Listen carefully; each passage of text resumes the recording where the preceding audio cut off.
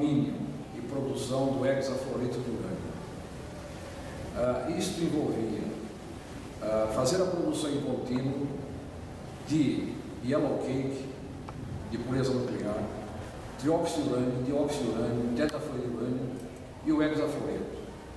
O que eu considero muito importante foi que, para nós produzirmos o F6, o hexafluorurânio, foi necessário que desenvolvêssemos a tecnologia de produção de flúor à escala industrial e conseguimos obtê-la num reator eletroquímico de 6.000 amperes.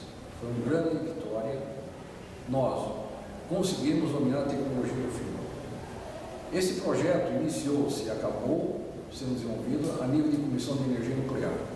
Quando a tecnologia foi dominada, então, e comprovadamente dominada, eu fui designado projeto técnico do projeto a ser implantado em Anamar, do projeto da Marinha do Brasil.